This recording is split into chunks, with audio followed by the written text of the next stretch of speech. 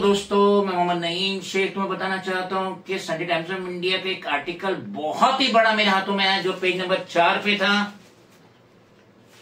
जो ये जिसमें बताया गया कि human rights body asked state to pay ₹2 lakh for illegal detention by police. इतना बड़ा आर्टिकल टाइम्स ऑफ इंडिया में आया, संडे टाइम्स ऑफ इंडिया में आया कि पंतनगर में 4 मजदूर सीवरेज का काम कर रहे थे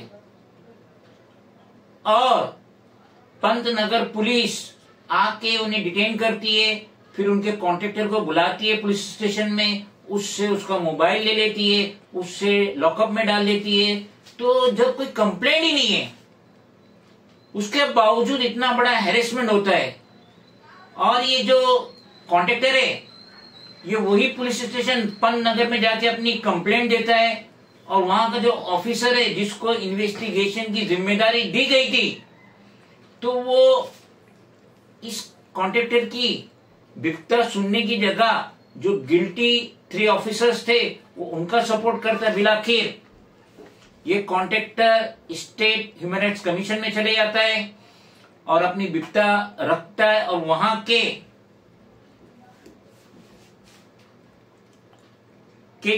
टाटे जो चेयरपर्सन जस्टिस है और member Sanjay Kumar retired IPS, वो लोग ये जजमेंट देते हैं कि पंतनगर पुलिस ने गलत करी इस कॉन्ट्रैक्टर से, और ये काम बीएमसी का था, पुलिस का नहीं था। उसके बावजूद हैरेस करी तो 2 लाख रुपए का स्टेट को आदेश दी, कमिश्नर ऑफ पुलिस को आदेश दी कि कॉन्ट्रैक्टर को 2 लाख रुपया दो और डिपार्टमेंटल इंक्वायरी लगाओ। जो गिल्टी पुलिस इंस्पेक्टर है, पुलिस सब इंस्पेक्टर है और कांस्टेबल है। इतना बड़ा article Sunday times of India में आया 28 जुलाई 2024। तो इमरान, जैसे कि हमारे स्टूडियो में आए Imran Khan, leading social worker of Mazgaon. Imran, इस बारे में आप क्या कहना चाहते हैं कि जो स्टेट ह्यूमन राइट्स कमीशन ने इतना अच्छा जजमेंट दी उस विक्टिम कॉन्ट्रैक्टर को? जैसे ये जो मैंने भी पढ़ा इसको, और जो ह्यूमन राइट कमीशन ने जो 2 लाख रुपया देने के लिए बोली कॉन्ट्रैक्टर को, तो ये है कि आज भी हमारे देश में न्याय मिल रहा है, उनका हक मिल रहा है, और जो कॉन्ट्रैक्टर से साथ में गलत हुआ उसको उसकी जस्टिस मिली करके।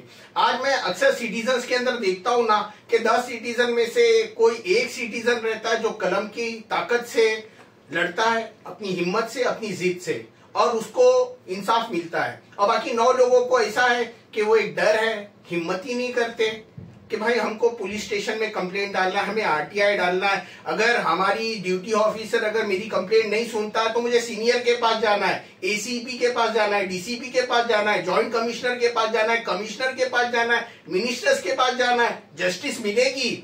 लॉ एंड ऑर्डर मेंटेन करना है तो जस्टिस मिलेगी। और ये जो लोक आयुक्त है, वैसे एक पुलिस कंप्लेंट अथॉरिटी है जो नरेमन पॉइंट पे है। ये स्पेशली पुलिस स्टेशन में अगर किसी की डेथ हो गई, लॉकअप डेथ हो गई, या बिना अरेस्ट, पहली बात तो पुलिस बिना एनसी एफआरआई के किसी को अरेस्ट नहीं कर सकती है।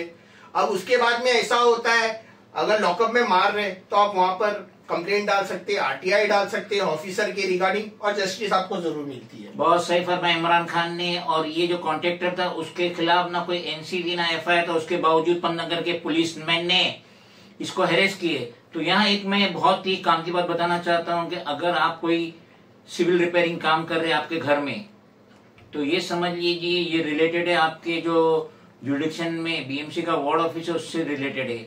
लोकल पुलिस आपको डिस्टर्ब नहीं कर सकती है। लोकल पुलिस कब आ सकती है? जब उसको किसी ने कंप्लेंट किया और वो सैटरडे या संडे रहे, जिस दिन बीएमसी बंद रहती है, या 6 बजे के बाद, जब बीएमसी 5 साढ़े 5 बजे बंद हो गई, उसके बाद किसी का काम चालू और कोई कंप्लेंट करता है लोकल पुलिस में, तो वहां का कांस्टेबल आ सकता है, पुलिसमैन आ सकता है पूछने के लिए कि भाई आपके पास परमिशन है तो हमें बताओ। अगर संडे नहीं है, अगर सैटरडे नहीं है और 6 बजे के बाद का वक्त भी नहीं है, ड्यूरिंग द डे जिस टाइम पे बीएमसी ओपन है, तो पुलिस इसमें इंटरफेयर नहीं कर सकती। ये सिटीजन को बहुत ही अच्छी तरीके से समझ लेना चाहिए।